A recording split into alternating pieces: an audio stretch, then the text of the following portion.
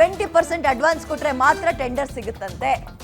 Tender ಯಾರಿಗೆ ಕೊಡಬೇಕು ಅಂತ ಮೊದಲೇ ಫಿಕ್ಸ್ ಆಗಿರುತ್ತಾ? ಹಂಗಾದ್ರೆ ಅರ್ಹ ಗುತ್ತಿಗೆದಾರರಿಗೆ ಬೆದರಿಸಿ ಟೆಂಡರ್ ವಾಪಸ್ ಪಡೀರಿ ಅಂತಾರಂತೆ.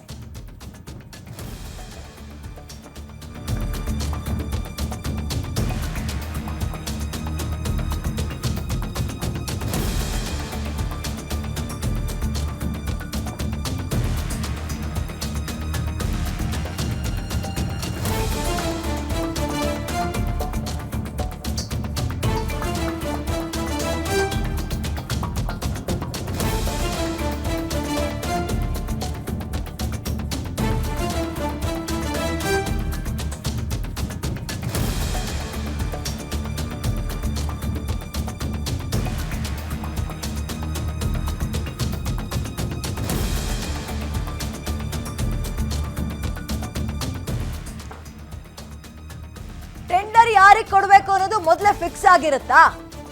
ಅರ್ಹ ಗುತ್ತಿಗೆದಾರರಿಗೆ ಬೆದರಿಸಿ ಟೆಂಡರ್ನ ವಾಪಸ್ ತಗೊಳ್ತಾರ? ಹಾಗಾದ್ರೆ ಕಮಿಷನ್ ಪಡೆಯೋದಕ್ಕೆ ಕೇಂದ್ರದ ಅನುದಾನವೂ ದುರ್ಬಳಕೆ ಆಗ್ತಾ ಇದೆಯಾ? ಸರ್ಕಾರದ 2 ಇಲಾಖೆಯಲ್ಲಿನ ಟೆಂಡರ್ ಹೆಸರಲ್ಲಿ ಕಮಿಷನ್ ಹೆಂಗ್ ನಡೀತಾ ಇದೆ ಗೊತ್ತಾ? ಗುತ್ತಿಗೆದಾರರು ಗ್ಯಾರಂಟಿ ನ್ಯೂಸ್ನಲ್ಲಿ ಸ್ಫೋಟಕ ಸ್ಟೇಟ್ಮೆಂಟ್ಗಳನ್ನ ಬಿಚ್ಚಿಡ್ತಾ ಇದ್ದಾರೆ. ನಿಮಗೆ ಗೊತ್ತಿಲ್ಲದಲ್ಲೇ ಇರುವಂತಹ ಸುದ್ದಿಯನ್ನ ನಮ್ಮ ಗಮನಕ್ಕೆ ತರ್ತಾ ಇದ್ದಾರೆ. ಹೊರ ರಾಜ್ಯದ ಗುತ್ತಿಗೆದಾರರಿಗೆ ಗುತ್ತಿಗೆ ಕೊಡೋಕೆ ಹುನ್ನಾರ ಆಗ್ತಾ ಇದೆಯಂತೆ. ಇದನ್ನ ಆರಂಭದಲ್ಲಿ ನಾನು ಪ್ರಸ್ತಾಪ ಮಾಡಿದೆ. 20% ಕಮಿಷನ್ ಕೊಟ್ರೆ ಮಾತ್ರ ಇವ್ರಿಗೆ ಸಿಗುತ್ತೆ. ಇಲ್ಲ ಅಂತ ಹೇಳಿದ್ರೆ ಹೊರಗಿನವ್ರು ಬರ್ತಾರ್ರಿ. ಹೊರಗಿನ ರಾಜ್ಯದವರು ಬರ್ತಾರೆ, ಬಿಟ್ರೆ ಹೊರಗಿನ ದೇಶದವ್ರನ್ನೂ ಇವ್ರು ಕರೆಸ್ತಾರೆ. ಇವ್ರಿಗೆ ಏನ್ ಬೇಕಾಗಿರೋದು? ಪುಕ್ಕುಟ ತಮ್ಮ ಜಾಬ್ ತುಂಬ್ತಾ ಇರ್ಬೇಕು. ಮತ್ತೊಂದ್ ಕಡೆ ಅವ್ನು ಎಂತ ಕಲ್ಬೆರಕೆ ರೋಡ್ ಆದ್ರೂ ಮಾಡೋಗ್ಲಿ, ಅವ್ನು ಎಂತ ಹಿಂಗ್ ಹೋಗ್ತಾ ಇದ್ದಂಗೆ ಈ ಕಡೆ ಯಾಕೆ ಇದ್ಕ ಬರುತ್ತೆ? ಯಾವನಿಗೋ ಕರೆದು ಗೊತ್ತು ಪರಿಚಯ ಇರಲ್ಲ, ನಮ್ಮೂರವರೇ ಆಗಿರಲ್ಲ ಅಂತವ್ರು ಕರ್ಕೊಂಡ್ಬಂದು ಟೆಂಡರ್ ಕೊಟ್ರೆ ಬೆಂಗಳೂರಿನಲ್ಲಿ ಆಗ್ತಾ ಇದೆಯಲ್ಲ ಈಗ, ಈ ಕಡೆ ಡಾಂಬರ್ ಒಂದು ಗುಂಡಿ ಮುಚ್ಚೋಗಿರ್ತಾರೆ, ಅವ್ರು ಮುಂದಕ್ಕೆ ಹೋಗೋಷ್ಟೊತ್ತಿಗೆ ಕಿತ್ತೋಗಿರುತ್ತೆ. ಇಂಥದ್ದಾಗುತ್ತೆ. ಯಾಕೆ ಆಗ್ತಾ ಇದೆ ಅಂತ ಈಗ ಗೊತ್ತಾಗ್ತಾ ಇದೆಯಾ? ನೀವು ಅನ್ಕೊಳ್ತೀರಾ, ಅಯ್ಯೋ ಮೊನ್ನೆ ತಾನೇ ರೋಡ್ ಮಾಡೋದ್ರು, ಇವತ್ತು ನೋಡಿದ್ರೆ ಕಿತ್ತೋಗಿದ್ಯಲ್ಲ ಅಂತ ನೀವು ಅನ್ಕೊಳ್ತೀರಿ. ಯಾಕೆ? ಟೆಂಡರ್ ಕರೆದಿರೋದು, ಟೆಂಡರ್ ಕೊಟ್ಟಿರೋದು ನಮ್ಮೂರವ್ರಿಗಲ್ಲ. ನಮ್ಮೂರವ್ರಿಗಾದ್ರೆ ಸ್ವಲ್ಪ ಮರ್ಯಾದೆ ಇರುತ್ತೆ, ಭಯ ಇರುತ್ತೆ, ನಾಳೆ ದಿನ ಪ್ರಶ್ನೆ ಮಾಡ್ತಾರೆ ಅಂತ. ಯಾವುದೋ ಸಂಬಂಧ ಇಲ್ದಲ್ಲಿರೋ ಜಿಲ್ಲೆಯಿಂದ, ರಾಜ್ಯದಿಂದ ಕರೆಸ್ಬಿಡ್ತಾರೆ ಬಿಕಾಸ್ ಆಫ್ ಕಮಿಷನ್ ಆಸೆಗೋಸ್ಕರ. ಯದ್ವಾ ತದ್ವಾ ಕಲಬೆರಕೆ ಮಾಡಿ ಹೋಗ್ತಾನ ಅವನು. ಅವನಿಗೆ ಏನಾಗಬೇಕು? ಅವನೂರ ಉದ್ಧಾರ? ಅವನೂರ ಅಲ್ಲ. ಹಾಗಾದ್ರೆ ಈ ಕಮಿಷನ್ ಅಂದ್ರೆ ನಾವು ಇಷ್ಟ ತನಕ ಮಾತಾಡಿದ್ವಲ್ಲ, ಗುತ್ತಿಗೆದಾರರ ಸಂಘದ ಅಧ್ಯಕ್ಷರ ಆರೋಪ ಏನು? ಯಾರ ಮೇಲೆ ಆರೋಪ ಮಾಡ್ತಾರೆ? ಯಾರಿಗೆ ಕಮಿಷನ್ ಕೊಡ್ಬೇಕು ಇವರು? ಯಾವ್ದಾದ್ರು MLA MP ಗಳ ಹೆಸರಲ್ಲಿದಾರ? ನೋಡ್ತಾ ಹೋಗೋಣ. ನಮ್ಮ ಜೊತೆಗೆ ರಾಜ್ಯ ಗುತ್ತಿಗೆದಾರರ ಸಂಘದ ಗೌರವ ಅಧ್ಯಕ್ಷರಾಗಿರುವಂತಹ ಜಗನ್ನಾಥ್ ಇದ್ದಾರೆ. ಅವ್ರನ್ನ ಮಾತಾಡಿಸ್ತಾ ಹೋಗೋಣ.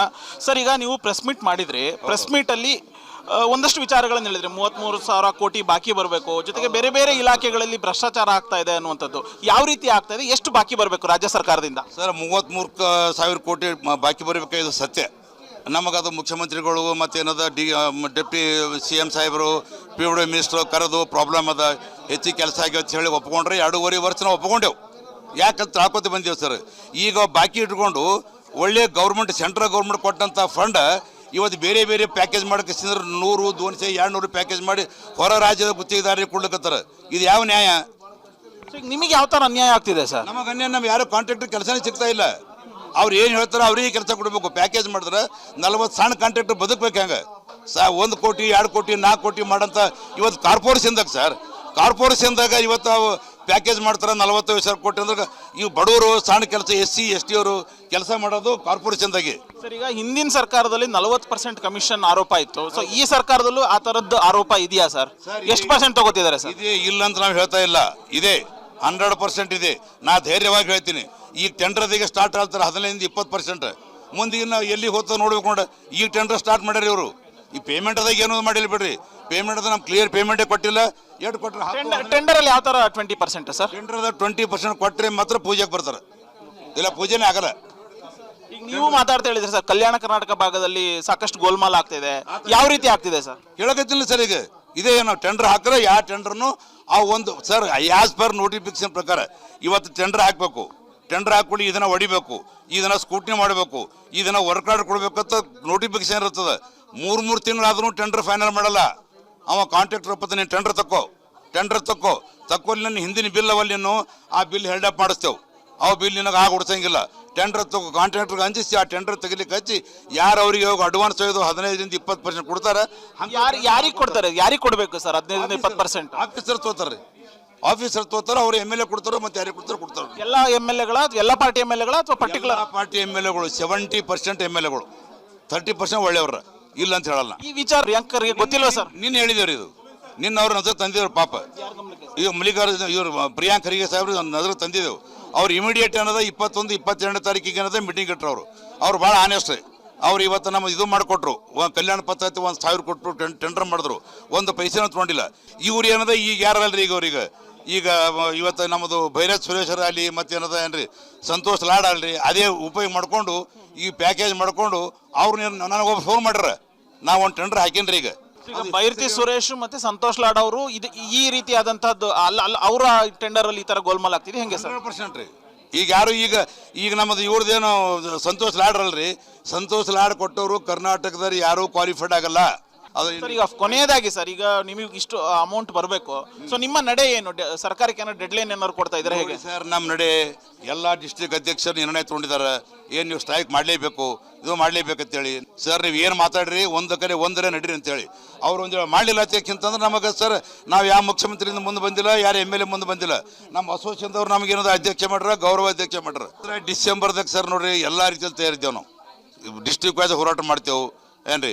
ಮೊದಲ ಸುರ್ಜೇವಾಲ ಸಾಹೇಬ್ರಿಗೆ ಫೋನ್ ಇದು ಮಾಡ್ತೇವೆ, ಆಮೇಲೆ ಮಲ್ಲಿಕಾರ್ಜುನ ಖರ್ಗೆ ಸಾಹೇಬ್ರಿಗೆ ಹೇಳ್ತೇವೆ, ಆಮೇಲೆ ಏನೋ ರಾಹುಲ್ ಗಾಂಧಿ ಸಾಹೇಬ್ರನ್ನ ಹೇಳ್ತೇವೆ. ಅವರು ಜರ ಕೇಳಿಲ್ಲ ಅಂತಂದ್ರೆ ವಿರೋಧ ಪಕ್ಷದವ್ರಿಗೆ ಹೇಳಕ್ಕೂ ನಾವು ಹಿಂದೆ ಸರಿಯಂಗಿಲ್ಲ, ನಾವು ಪ್ರೈಮ್ ಮಿನಿಸ್ಟರ್ ತಾನೇ ಇದು ಹೋಯ್ತು. ಇದಿಷ್ಟು ರಾಜ್ಯ ಗುತ್ತಿಗೆದಾರರ ಸಂಘದ ಗೌರವಾಧ್ಯಕ್ಷರಾಗಿರುವಂತಹ ಜಗನ್ನಾಥ್ ಮಾತು. ಕ್ಯಾಮ್ರಾ ಪರ್ಸನ್ ಚಂದ್ರ ಜೊತೆ Ullas Kirvase, guarantee news, Bengaluru. Okay, more details ನನ್ನ ಕಲಿಗೆ ಉಲ್ಲಾಸ್ ನೀಡ್ತಾರೆ. ಉಲ್ಲಾಸ್, ಈ ಕಮಿಷನ್ ಭ್ರಷ್ಟಾಚಾರ ಈ ಆರೋಪಗಳು ಸರ್ಕಾರಗಳಿಗೇನು ಹೊಸದಲ್ಲ, ಅದೆಲ್ಲ ಪಕ್ಷಗಳಿಗೂ ಅಷ್ಟೇ. ಇದೇ ಕಾಂಗ್ರೆಸ್ ಪಕ್ಷ BJP ಮೇಲೆ 40% ಅನ್ನುವ ಕಮಿಷನ್ ಆರೋಪವನ್ನು ಮಾಡಿಕೊಂಡು ಗೆಲ್ಲತ್ತೆ.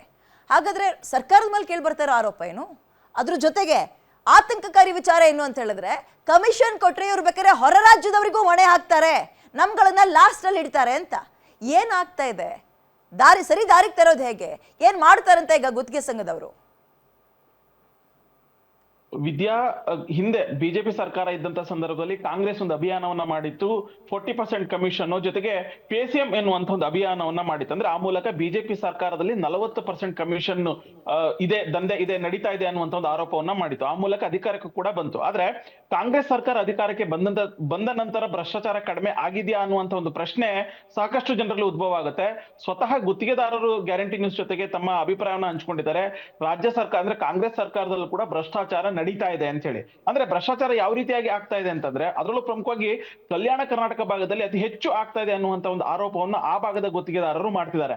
ಸುಮಾರು ಕಲ್ಯಾಣ ಕರ್ನಾಟಕ ಅಂತ ಬಂದಾಗ 7 ಜಿಲ್ಲೆಗಳು ಬರುತ್ತೆ: ಬಳ್ಳಾರಿ, ರಾಯಚೂರು, ಕೊಪ್ಪಳ, ವಿಜಯನಗರ, ಕಲಬುರಗಿ, ಯಾದಗಿರಿ ಮತ್ತೆ ಬೀದರ್. ಅಂದ್ರೆ ಈ 7 ಜಿಲ್ಲೆಗಳಿಗೆ ಸಂಬಂಧಪಟ್ಟಂತೆ ಕಲ್ಯಾಣ ಕರ್ನಾಟಕ ಭಾಗದಲ್ಲಿ ನಾವು ಒಬ್ಬ ಗುತ್ತಿಗೆದಾರ ಟೆಂಡರ್ ನ ಪಡಿತಾನೆ ಅಂತಂದ್ರೆ ಅಡ್ವಾನ್ಸ್ 20% ಹಣವನ್ನ ಕೊಡಬೇಕು. ಮುಂಗಡವಾಗಿ ಕೊಟ್ರೆ ಮಾತ್ರ ಆ ಒಬ್ಬ ಗುತ್ತಿಗೆದಾರರಿಗೆ ಹಣ ಸಿಗುತ್ತೆ ಅನ್ನುವಂತಹ ಒಂದು ಆರೋಪವನ್ನ, ಗಂಭೀರವಾದಂತಹ ಆರೋಪವನ್ನ ಮಾಡಿದ್ದಾರೆ. ಯಾಕೆಂತಂದ್ರೆ ಈ ಒಂದು ಭಾಗದಲ್ಲಿ ಸುಮಾರು ಕಾಂಗ್ರೆಸ್, ಬಿಜೆಪಿ, JDS ಸೇರಿದಂತೆ 46 ಶಾಸಕರು ಬರ್ತಾರೆ. ಅವ್ರು ಗುತ್ತಿಗೆದಾರರು ಹೇಳ್ತಾ ಇರುವಂತದ್ದು ಕಲ್ಯಾಣ ಕರ್ನಾಟಕ ಭಾಗದ 70% ಶಾಸಕರು ಏನಿದ್ದಾರೆ, ಎಲ್ಲಾ ಪಾರ್ಟಿಯ ಶಾಸಕರು, 46 ಶಾಸಕರ ಪೈಕಿ 70% ಶಾಸಕರು ಕಮಿಷನ್ ಅನ್ನ ಪಡಿತಾರೆ ಅನ್ನುವಂತ ಒಂದು ನೇರವಾದಂತಹ ಆರೋಪವನ್ನ ಮಾಡಿದ್ದಾರೆ. ಆದ್ರೆ ಅವ್ರು ಇನ್ನೊಂದು ಮಾತನ್ನ ಹೇಳ್ತಾ ಇರುವಂತದ್ದು, ನಾವು ಯಾವ್ದೋ ಒಂದು ಟೆಂಡರ್ ಅನ್ನ ಹಾಕ್ತಿವಿ ಅಂತಂದ್ರೆ ಟೆಂಡರ್ ಅನ್ನ ಕರೆಯೋಕ್ಕೂ ಮೊದಲೇ ಈ ಒಂದು ಗುತ್ತಿಗೆ, ಈ ಒಂದು ಕಾಮಗಾರಿ ಇಂತಹ ಗುತ್ತಿಗೆದಾರನಿಗೆ ಕೊಡಬೇಕು ಅನ್ನುವಂತ ನಿಟ್ಟಿನಲ್ಲಿ ಮುಂಚೆನೆ ಫಿಕ್ಸ್ ಆಗಿರುತ್ತೆ ಅನ್ನುವಂತ ಒಂದು ಆರೋಪವನ್ನು ಮಾಡಿದ್ದಾರೆ. ಒಂದ್ ವೇಳೆ ಯಾರೊಬ್ಬ ಗುತ್ತಿಗೆದಾರ ಅತ್ಯಂತ ಲೋ ಬಿಡ್ ಅನ್ನ ಹಾಕಿ ಟೆಂಡರ್ ನಲ್ಲಿ ಭಾಗಿ ಹಾಕ್ತಾರೆ ಅಂತಂದ್ರೆ ಸಂಬಂಧಪಟ್ಟಂತಹ ಹಿರಿಯ ಅಧಿಕಾರಿಗಳು ಆ ಒಬ್ಬ ಗುತ್ತಿಗೆದಾರನಿಗೆ ಫೋನ್ ಮಾಡಿ ಬೆದರಿಕೆ ಕರೆಯನ್ನ ಹಾಕ್ತಾರೆ, ಬೆದರಿಕೆಯನ್ನ ಹಾಕ್ತಾರೆ, ನೀವು ಟೆಂಡರ್ ನ ವಾಪಸ್ ಪಡೆಯಬೇಕು ಅನ್ನುವಂತಹ ಒಂದು ಒತ್ತಡವನ್ನ ಹಾಕ್ತಾರೆ ಅನ್ನುವಂತಹ ಒಂದು ಮಾತನ್ನು ಕೂಡ ಗುತ್ತಿಗೆದಾರರ ಸಂಘದ ಗೌರವಾಧ್ಯಕ್ಷರು ಹೇಳ್ತಿರುವಂತದ್ದು. ಜೊತೆಗೆ 20% ಹಣವನ್ನ ಕೊಟ್ರೆ ಮಾತ್ರ ಸಂಬಂಧಪಟ್ಟಂತ ಅಧಿಕಾರಿಗಳಾಗಿರ್ಬೋದು ಅಥವಾ ಶಾಸಕರು ಗುದ್ಲಿ ಪೂಜೆಗೆ ಬರ್ತಾರೆ ಅಥವಾ ಪೂಜೆಯನ್ನ ನಡೆಸಲಿಕ್ಕೆ ಬರ್ತಾರೆ ಅನ್ನುವಂತ ಒಂದು ಆರೋಪವನ್ನ ಮಾಡಿದ್ದಾರೆ. ಎಲ್ಲೋ ಒಂದು ಕಡೆ ಅದರಲ್ಲೂ ಇನ್ನೊಂದು ಅಂಶವನ್ನು ಹೇಳಿರುವಂತದ್ದು, ಬೈರತಿ ಸುರೇಶ್ ಮತ್ತೆ ಸಂತೋಷ್ ಲಾಡ್ ಅಂದ್ರೆ ಕಾರ್ಮಿಕ ಇಲಾಖೆ ಮತ್ತೆ ನಗರಾಭಿವೃದ್ಧಿ ಇಲಾಖೆಯಲ್ಲಿ ಅತಿ ಹೆಚ್ಚು ಆಗ್ತಾ ಇದೆ. ಅವರು ಪ್ಯಾಕೇಜ್ ಅಂಡರ್ ಅಲ್ಲಿ ಟೆಂಡರ್ ನ ಕರೆಯುವಂತ ಕೆಲಸವನ್ನ ಮಾಡ್ತಿದ್ದಾರೆ. ಆ ಒಂದು ಪ್ಯಾಕೇಜ್ ಇದಾವಲ್ಲ, ಅದು 2-3 ಜಿಲ್ಲೆಗಳನ್ನ ಸೇರಿ ಒಂದು ಪ್ಯಾಕೇಜ್ ಅನ್ನ ಮಾಡ್ತಿದ್ದಾರೆ. ಈ ಒಂದು ನಿಯಮಗಳು ರಾಜ್ಯ ಗುತ್ತಿಗೆದಾರರಿಗೆ ಅದು ಫಾಲೋ Okay. ಆಗೋದಿಲ್ಲ. ಹೊರ ರಾಜ್ಯದ ಗುತ್ತಿಗೆದಾರರನ್ನ ರಾಜ್ಯಕ್ಕೆ ತಂದು ಅವರಿಗೆ ಕೆಲಸ ಕೊಡುವಂತಹ ನಿಟ್ಟಿನಲ್ಲೇನೆ ಈ ರೀತಿಯಾದಂತಹ ಒಂದು ಟೆಂಡರ್ ನ ಕರೀತಿದ್ದಾರೆ ಅನ್ನುವಂತ ಒಂದು ಆರೋಪವನ್ನ ಮಾಡಿದ್ದಾರೆ. ಸೊ ಈಗ ಕಲ್ಯಾಣ ಕರ್ನಾಟಕ ಭಾಗದ ಯಾವ್ಯಾವ ಶಾಸಕರು ಲಂಚವನ್ನು 20% ಕಮಿಷನ್ ಅನ್ನ Okay. ಪಡಿತಿದ್ದಾರೆ ಅನ್ನುವಂತ ಒಂದು ಪ್ರಶ್ನೆಯನ್ನ ಕೇಳಿದಾಗ ಅವರು ಡಿಸೆಂಬರ್ ನಲ್ಲಿ ಇದಕ್ಕೆ ಉತ್ತರವನ್ನ ಕೊಡ್ತೀವಿ ಅನ್ನುವಂತ ಒಂದು ಮಾತನ್ನ ಕೂಡ ಹೇಳಿರುವಂತದ್ದು ವಿದ್ಯಾ.